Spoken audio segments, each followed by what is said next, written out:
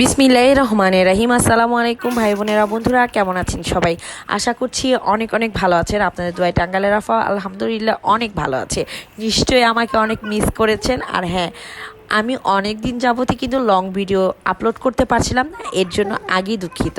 তো আজকে আমি কচুরমুখী দিয়ে চিংড়ি মাছের ঝোল, আর এই ঝোলটা খেতে যে কি মজা বলে বোঝানো যাবে না। আর আজকে চিংড়িতে আছে আমাদের দেশীয় চিংড়ি। চলুন তাহলে দেখে নিই কীভাবে রান্না করছি। প্রথমে এই মাটির হাঁড়িটা খুব ভালোভাবে হিট করে নিতে হবে। তারপর সয়াবিন তেল গরম হয়ে গেলে কাঁচা মরিচ পেঁয়াজ হালকা করে ভেজে নেবেন। এরপর লবণ, হলুদ গুঁড়া, মরিচ গুঁড়া, ধনিয়া আর দেশি চিংড়িগুলো দিয়ে সব কিছু একত্রে করে খুব ভালোভাবে ভেজে নিতে হবে। আর নিচে যেন লেগে না যায় বা মশলাটা পুড়ে না যায় সেদিকে খেয়াল রাখতে হবে।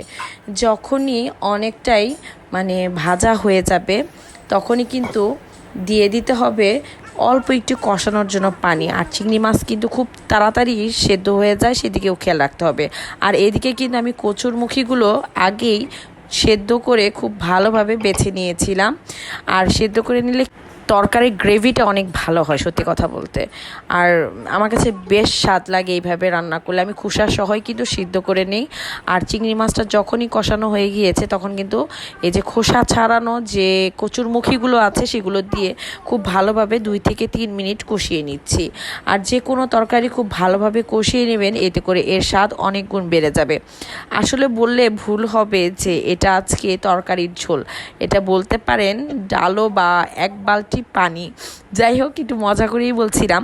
আর এই রান্নাটা যদি কেউ না খেয়ে থাকেন, আমার একটা রিকোয়েস্ট, এই তরকারিটা অবশ্যই এইভাবে রান্না করে খেয়ে দেখবেন, কতটা স্বাদ হয় সেটা বলে বোঝানো যাবে না। যাই হোক, আমার তরকারির ঝোলটা কিন্তু একদমই বলক চলে আসছে। আর ঝোলটা কিন্তু অনেকটাই শুকিয়ে নিতে হবে। যখনই মাখা মাখা প্রায় ঝোল ঝোল থাকবে তখন কিন্তু নামিয়ে নিব, কারণ নামিয়ে নেওয়ার পরেও কিন্তু কচুরমুখীটা পানি টেনে দিবে। যখন একবারে থনথনে হলে আর খেতে ভাল লাগে না, একটু ঝোল ঝোল হলে এই তরকারিটা বেশ মজা লাগে। আর এইভাবে রান্না করে আমি আমার পরিবারের প্রত্যেকটা মানুষ খুবই পছন্দ করে। আর হ্যাঁ, আমার ভিডিও আপনাদের কাছে কেমন লাগছে অবশ্যই জানাবেন। ভালো লাগলে লাইক শেয়ার কমেন্ট করবেন। আপনাদের প্রত্যেকটা কমেন্ট আমার জন্য অনেক অনেক গুরুত্বপূর্ণ। কথা বলতে বলতে কিন্তু আমার তরকারিটা প্রায় হয়ে এসেছে। আর কালারটা দেখেন কত সুন্দর হয়েছে। সত্যি কথা বলতে আমি কিন্তু ঝোলটা অনেকটাই শুকিয়ে নিয়েছি। আর আপনারা চাইলে আরও শুকিয়ে নিতে পারেন। এতে করে কি হবে, কচুরমুখীটা যখন টেনে যাবে তখন কিন্তু ঝোলটা অনেকটাই শুকিয়ে যাবে। দেখতে পাচ্ছেন তখনকার মতো কিন্তু এখন আর ঝোল নেই। আমার তরকারিটা রেডি। গরম গরম ভাতের সাথে খেতে বেশ ভালো লাগে। যদি ইচ্ছে হয় অবশ্যই ট্রাই করে দেখবেন এইভাবে রান্না করলে কতটা মজা হয়। আর পরিবারের প্রত্যেকটা মানুষ খুব মজা করে খেয়ে ফেলবে ইনশাআল্লাহ। তো ভালো থাকুন, সুস্থ থাকুন, আল্লাহ হাফেজ।